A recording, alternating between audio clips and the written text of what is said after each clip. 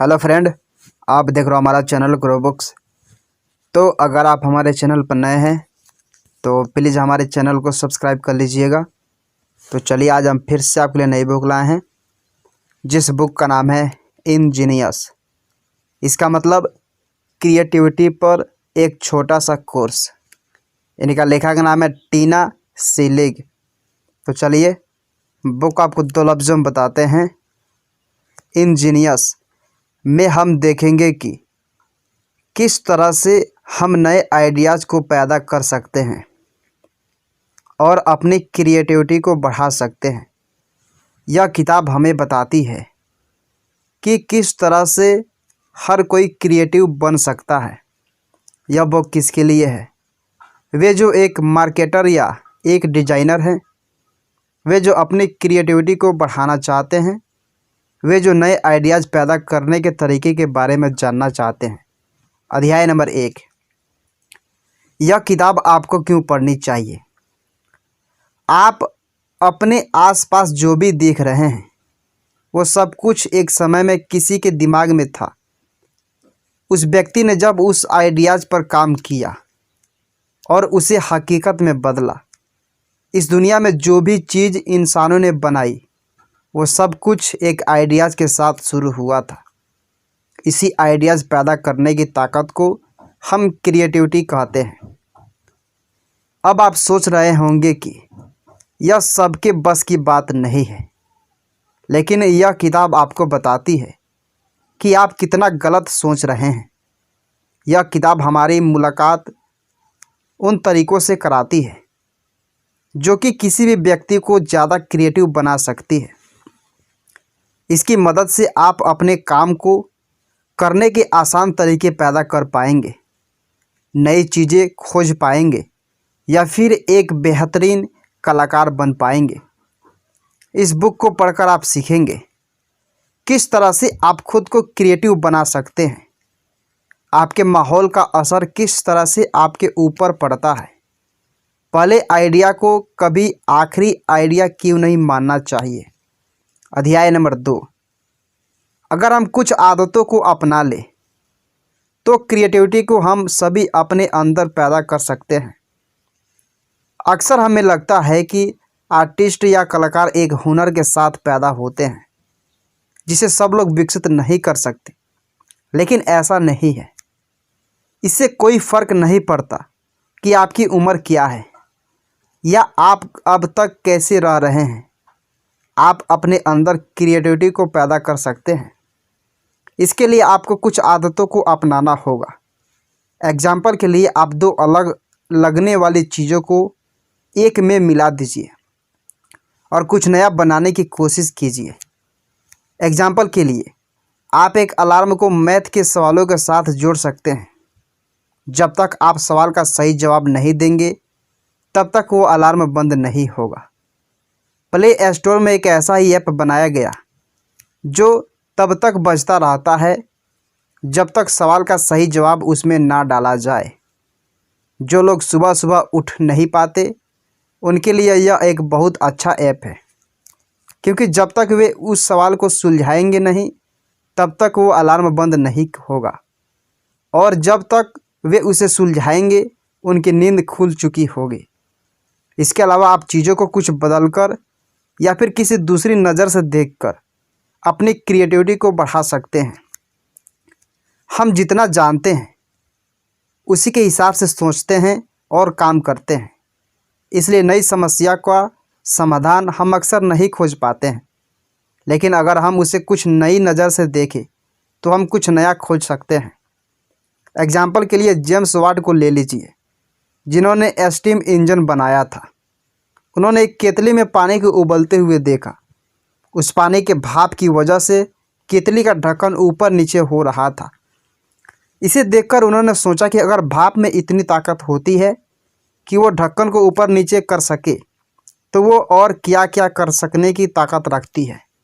इसके बाद उन्होंने इसी का कॉन्सेप्ट का इस्तेमाल करके स्टीम इंजन बनाया, जिससे कि रेलगाड़ियाँ चलती है।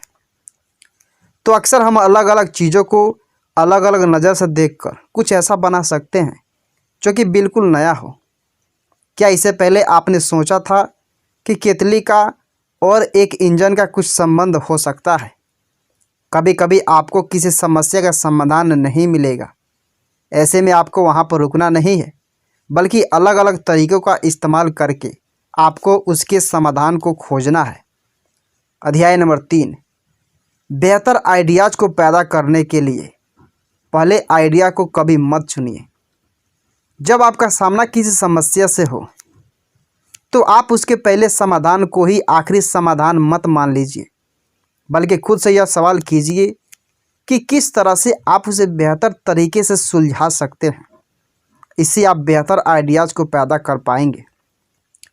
एग्जाम्पल के लिए लेखक अपने डिज़ाइन के स्टूडेंट से कहते हैं कि वे अपने जन्मदिन के हिसाब से एक लाइन में खड़े हो जाए, लेकिन उन्हें एक दूसरे से बात नहीं करनी है। ऐसे में बहुत सारे लोग एक दूसरे को हाथ या अपने शरीर के दूसरे हिस्से से इशारा करके अपना जन्मदिन बताने लगते हैं और लाइन में उसके हिसाब से खड़े होने की कोशिश करते हैं। वे दिमाग में आने वाले पहले समाधान को अपना लेते हैं। लेकिन अगर वे कुछ देर तक सोचते तो उन्हें शायद पेपर और पेंसिल इस्तेमाल करके एक दूसरे से बात करने का आइडिया मिल सकता था। लिखकर बातें करने के लिए किसी को मना नहीं किया गया था। अगर आपको किसी समस्या का समाधान आसानी से मिल जाए तो उसे मत अपनाइए, बल्कि सोचने की कोशिश कीजिए कि किस तरह से आप उससे बेहतर समाधान खोज सकते हैं। ऐसा करने के लिए आप कुछ तरीक़ों का इस्तेमाल कर सकते हैं। इनमें से सबसे पहला तरीका है ब्रेनस्टॉर्मिंग करना। इसका मतलब है अपनी टीम के साथ एक कमरे में बैठकर हर आइडिया और हर समाधान के बारे में बात करना। इसके लिए आपको एक ऐसी जगह का इस्तेमाल करना होगा जहां पर हर कोई अपने आइडियाज़ को एक पेपर पर लिखकर सबके सामने रख सके। हो सके तो अपने की दीवारों को कागज़ से ढक दीजिए ताकि हर कोई अपनी बात को उस पर लिखकर लोगों को अच्छे से समझा सके। इसके बाद आपको सही लोगों को उस कमरे में बुलाना होगा। ज़्यादा से ज़्यादा सिर्फ 8 लोगों को ही बुलाइए। आइडियाज़ पैदा करते वक्त सिर्फ उन लोगों को कमरे में मत रखिए जो आपकी कंपनी के प्रोडक्ट को बना रहे हैं, बल्कि उन लोगों को भी रखिए जो कि उसे इस्तेमाल करेंगे और उसका ऐड करेंगे। इस तरह से आप एक चीज़ को अलग अलग नज़र से देखकर उसके लिए वो समाधान निकाल पाएंगे जो आपके ग्राहकों के लिए भी अच्छा होगा और आपकी कंपनी के लिए भी। अध्याय नंबर 4, अपने अंदर नए आइडियाज़ को पैदा करने के लिए नई चीज़ों को ध्यान से देखना शुरू कीजिए। हमने पहले सबक में देखा कि किस तरह से आप एक चीज़ को किसी दूसरी नज़र से देखकर अपनी क्रिएटिविटी को बढ़ा सकते हैं। हो सकता है आपकी एक चीज़ को नए नज़रिए से देखने में परेशानी हो, तो क्यों ना आप नई चीज़ों को ही देखना शुरू करें। उन चीज़ों पर ध्यान देना शुरू करें जिन पर आप कुछ समय कुछ खास ध्यान नहीं देते। आइडियाज़ पैदा करने के लिए आपके पास जितनी ज़्यादा जानकारी होगी आपके लिए यह उतना अच्छा होगा। छोटी छोटी चीज़ें कभी कभी बहुत अच्छी प्रेरणा दे जाती है। न्यूटन के सिर पर सिर्फ एक सेब गिरा था और उन्होंने पूरा फिजिक्स बनाकर रख दिया। तो इसलिए आपको भी अपने आसपास की चीज़ों को गौर से देखना होगा। इसके लिए आपको प्रैक्टिस करने की ज़रूरत है। आप जितना ज़्यादा प्रैक्टिस करेंगे आप अपने आसपास की चीज़ों को उतने अच्छा से देख पाएंगे। एग्जाम्पल के लिए लेखक के बेटे को यह देखकर अक्सर हैरानी होती थी कि किस तरह से उसके दादाजी एक कमरे में रखी गई हर चीज़ के बारे में जानते थे। उन्हें पता होता है कि वहाँ पर कौन सा सामान कहाँ पर रखा है। इसके बाद उनके बेटे ने भी यह सीखने की कोशिश की और समय के साथ वो सिर्फ एक नज़र में देखकर ही एक कमरे में रखी गई चीज़ों को याद कर लेता था कि कौन सा चीज़ कहाँ पर रखी हुई है। अगर आपको भी इस तरह से चीज़ों को ध्यान से देखने की कला सीखनी है तो आप खुद को एक दूसरा माहौल देने की कोशिश कीजिए। आप किसी दूसरे रास्ते से अपने काम पर जाइए या फिर कहीं किसी दूसरे रेस्टोरेंट में खाने के लिए जाइए। अपनी हर रोज़ की आदतों में कुछ बदलाव लाइए, खुद को नए माहौल में लेकर जाइए। इसके बाद आप चीज़ों को ध्यान से देखकर उनसे कुछ प्रेरणा ले सकते हैं। अध्याय नंबर 5, हारने से डरिए मत, बल्कि उससे सीख लेकर आगे बढ़िए। हारना हम सभी को है, तो फिर इसकी चिंता क्यों करना। हो सकता है आपका आइडियाज़ बकवास निकले और आपको वो नतीजे ना दे जिसकी आप उम्मीद कर रहे थे, लेकिन इसका मतलब यह नहीं है कि आप कोशिश करना ही छोड़ दें। इसे एक साइंस के एक्सपेरिमेंट की तरह देखिए। अगर आपका एक्सपेरिमेंट गलत निकलता है तो आपको अपनी थ्योरी में कुछ बदलाव करके उसे फिर से चेक करना होगा कि अब वो सही है या नहीं। अगर वह फिर से गलत निकल जाए तो फिर से बदलाव करके उसे चेक कीजिए। इस तरह से एक ना एक दिन आप कामयाब ज़रूर होंगे। ट्विटर का नाम तो आपने सुना ही होगा, लेकिन क्या आपको पता है कि यह शुरुआत में एक म्यूजिक वेबसाइट थी जहां पर जाकर लोग पॉडकास्ट सुना करते थे। उस समय इसका नाम ऑडियो हुआ करता था। बाद में जब एप्पल का आईट्यून्स लॉन्च हुआ तो उससे बहुत सी म्यूजिक वेबसाइट्स को नुकसान हुआ। तब ऑडियो ने एक माइक्रो ब्लॉगिंग का फ्यूचर डाला जो कि लोगों को बहुत पसंद आया। इसके बाद उन्होंने ऑडियो का नाम बदलकर ट्विटर रख दिया, जो कि अब एक बहुत कामयाब कंपनी है। तो इस तरह से हमेशा अपने आइडिया में बदलाव करते रहिए, क्योंकि आपको यह कभी पता नहीं लगेगा कि आपका कौन सा आइडिया काम कर जाएगा। एग्जाम्पल के लिए 1185 डिज़ाइन नाम की एक कंपनी को ले लीजिए, जो कि बहुत सारे डिज़ाइनर्स को एक ही प्रोजेक्ट पर काम करने के लिए देती थी, लेकिन वे डिज़ाइन पर एक दूसरे से अलग होकर उस एक प्रोजेक्ट पर काम करते हैं और उस पर अपना अपना तरीका लगाते हैं। बाद में वे सारे डिज़ाइनर्स एक दूसरे से मिलकर अपने आइडिया के बारे में बात करते हैं। वे अपने नतीजों को एक दूसरे के साथ बांटते हैं, जिससे कि यह पता लगता है कि किसका तरीका सबसे अच्छा काम कर रहा है। इस तरह से वे एक साथ बहुत सारे आइडिया पैदा करके उसमें से सबसे अच्छे आइडिया को चुन पाते हैं। अध्याय नंबर 6, अगर आपको किसी समस्या का समाधान खोजना है तो आपको खुद पर भरोसा रखना होगा। अक्सर किसी समस्या का समाधान खोजने के लिए आपको उस समस्या पर लगातार काम करना होगा। एल्बर्ट आइंस्टाइन ने कहा कि अगर कोई मुझे एक समस्या सुलझाने के लिए 7 दिन का समय दे तो मैं 6 दिन तक उस समस्या के बारे में सोचता रहूँगा। इसलिए आपको खुद पर भरोसा रखना होगा। कुछ देर तक कोशिश करते रहने से आप उसके समाधान तक जरूर पहुँचेंगे। एग्जाम्पल के लिए जॉन एडलर को ले लीजिए, जो कि ट्यूमर का इलाज करने के लिए एक खास तकनीक का इस्तेमाल किया करते थे।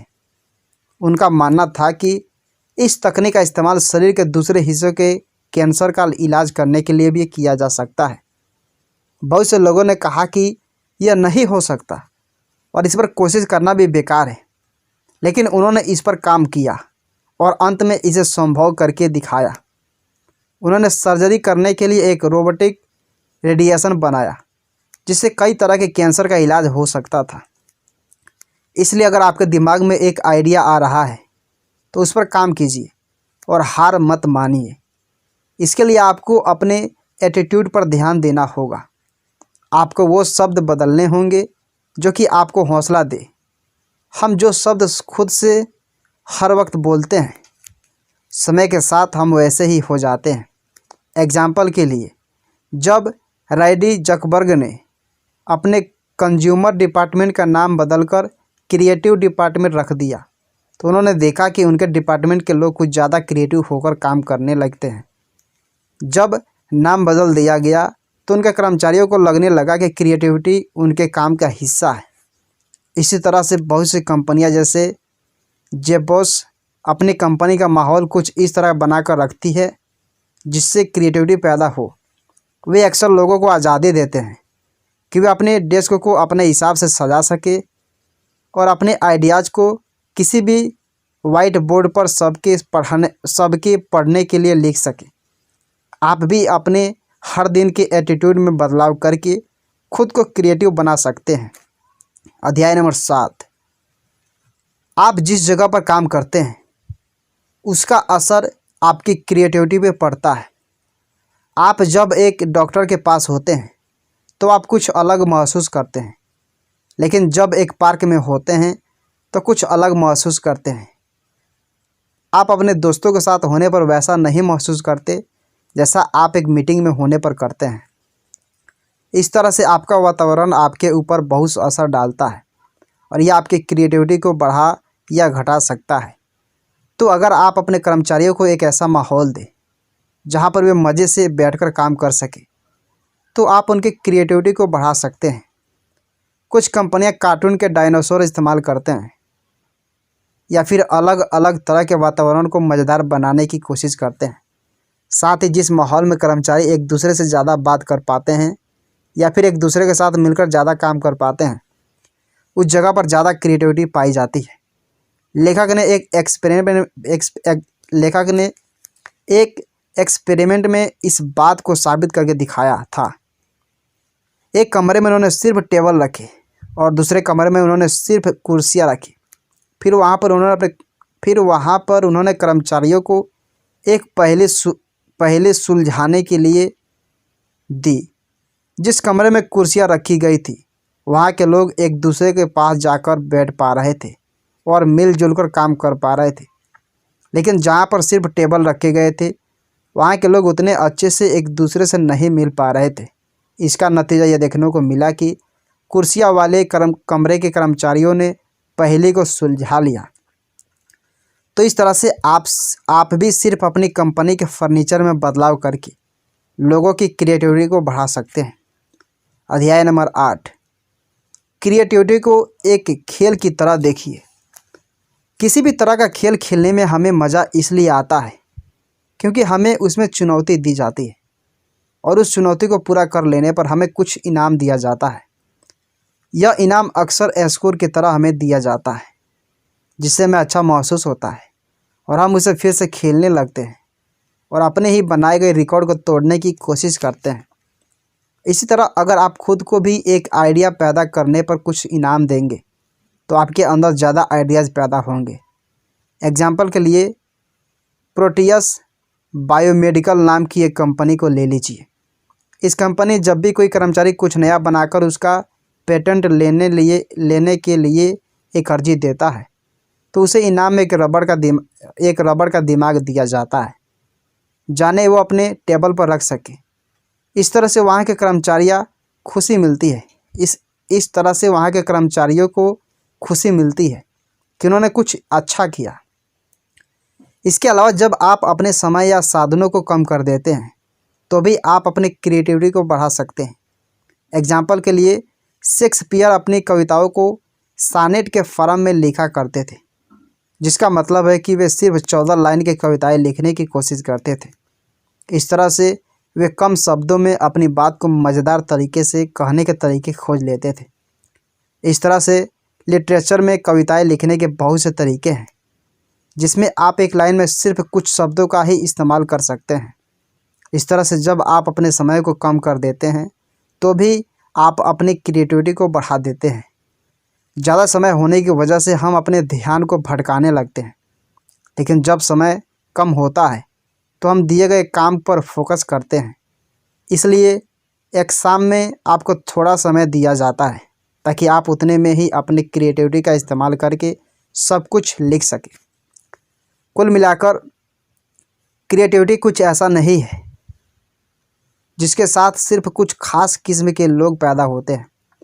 कुछ आदतें अपनाकर और अपने माहौल में कुछ बदलाव करके आप अपनी क्रिएटिविटी को बढ़ा सकते हैं।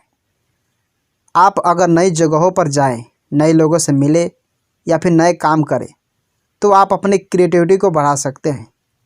समय और साधनों को कम करके काम करने से आप अपनी क्रिएटिविटी को काफ़ी हद तक बढ़ा सकते हैं।